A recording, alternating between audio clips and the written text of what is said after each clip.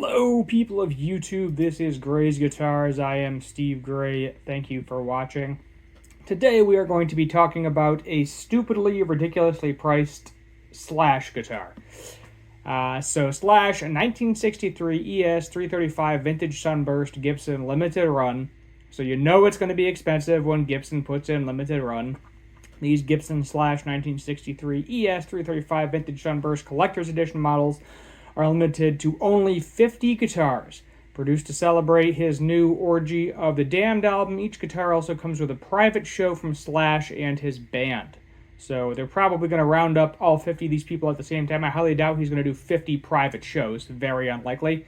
It's probably going to be like the, Kurt Hammett with Metallica? Greenie, there we go. It's probably going to be like that, where they round all of them up in one shot, and you get to see a show. So Slash 1963 ES-335 Vintage Sunburst. Gibson has been working with Slash for a long time on this limited run. They are only making 50 Murphy Lab age models. You hear Murphy Lab, expensive, complete with a Bigsby B7 vibrato, customized pair of unpotted custom buckers, pickups constructed with Alnico 2 magnets. So usually he has the Alnico 3, I believe. Kind of depends on what guitar. To get one, you'll need to call the Gibson garage and part with $15,000. You'll also get to attend a VIP experience at the Gibson Garage Nashville, where Slash and his blues band will treat attendees to an intimate live performance and singing event. This is all part of the celebrations for his new album, Orgy of the Damned, and so expect plenty of blues licks and pentatonic runs. Feel like they would probably get more money if Guns N' Roses showed up, but because of Axl Rose, that is never going to happen. Or if you did a Guns N' Roses one like this, it'd probably be like $50,000 a pop because Axl Rose. Case candy. Each of the limited run guitars also comes with some nice case candy, including a signed copy of Slash's new album, a signed copy of the collection Slash coffee table book, and a certificate of authenticity. The case is a vintage style black Lipton case with a yellowish lush interior. And it looks like an ES-335. I mean, I don't see really anything special there. You got the Bigsby, you got the custom plaque covering up the studs. I am very curious if underneath that they'll have the actual studs. So if you want to ever convert this, which it's a $15,000 guitar, yes, the majority of that is because you're paying for an experience. No one's going to touch these things. No one's going to play these things. No one's going to touch these things. They'll pick them out, strum them a couple times, but it's basically this. This is the old rich guy. Gibson's doing the old rich guy guitars here, because realistically, who's got an extra $15,000 in your pocket unless you're making well over $100,000 a year? And I would say even if you're making $100,000 a year, I don't think you would want to spend $15,000 on the guitar Slash experience. The guitar. 1963 ES-335 Vintage Sunburst model has aged nitrocellulose lacquer. Vintage correct specifications include 3-ply maple poplar maple semi-hollow with a solid maple center block.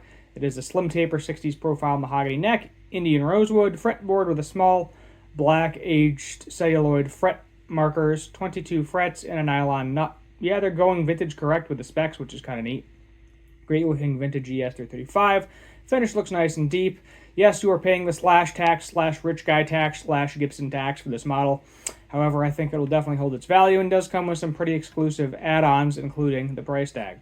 So, I mean, there's only 50 of these. So, if you have the money and can pony it up, I highly doubt you would lose money on this. Now, it might sit for a little while on the used market, but you're definitely going to make that $15,000 back.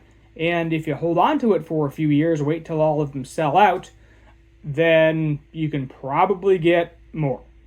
Wouldn't surprise me if this ends up going in the $18,000 to $20,000 range. Or it could also tank.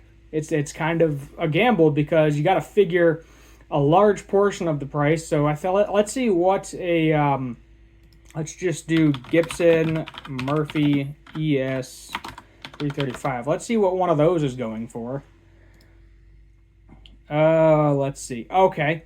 So, yeah, basically a regular one of these is going to be, let's see, do we have, those are the 58s. I'm curious if it'll show us a 6, this is a 63. Yeah, let's see if we can find a 63 in here somewhere. There's a 64. Looking specifically for a 63. They might not have it.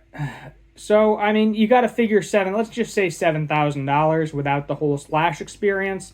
So, I mean, there is a good possibility that half of it is for that experience. So when you go to sell one of these things, you know, you might only get $7,000-8,000. You might really lose your money if you go to resell this guitar after the fact.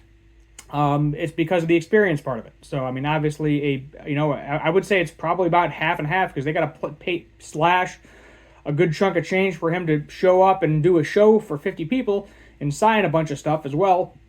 So it's not like Slash isn't going to make out from this as well. Of course he is. He's probably getting, whatever it is. So I'm actually curious. Let's do 15,000 times 50.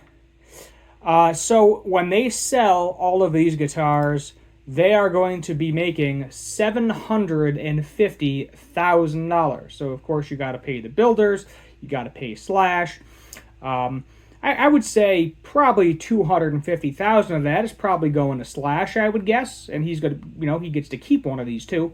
But Gibson's going to get probably at least half of that minimum. But yeah, they're going to get a nice payday. These will sell out, and that is going to be all she wrote. I mean, it's a cool guitar, but at the same time, if you really want the Murphy Lab, you don't want to pony up $15,000, but hey, maybe you got $7,000 or $8,000 lying around, you can go buy a Murphy Lab. Or if you just want to buy a regular ES-335, significantly less expensive. Let's just do Gibson ES-335. Let's see what a regular one's going for these days. So yeah, if you just want like a regular one in vintage burst, brand new from not the custom shop, this is going to be the USA shop, whatever color you want, vintage burst, cherry, or ebony. I personally like the vintage burst here. $3,500. So I mean that is an option too. Yes, it does. I don't believe it has the custom buckers. I think a pair of custom buckers is close to $500 for a set, but still significantly less expensive than this. So that may be an option too. Ultimately, you're paying for Slash, you're paying for the name on the headstock, you're paying for this whole experience, you're paying for the Murphy Lab. You're just reaching deep in your pockets, is what it comes down to. So there it is. There you have it. I can't afford this, and even if I could, I don't think with my yearly salary, it would be a smart financial decision to purchase this this item. But is what it is. I think it's a cool guitar. Do I think it's worth $15,000? No. Do I think the experience is worth $15,000? Well, that depends on the individual and how much you like Slash. So, to me, no, it's not worth $15,000. To me, it might be worth maybe half of that. But then at the same time, that's basically the price they're selling just the guitar for. So, that is what it is. And we'll leave it at that. Thank you for watching. Hit that subscribe button, turn on that notification bell, leave a like, share, all that fun stuff. And as always, have a good one.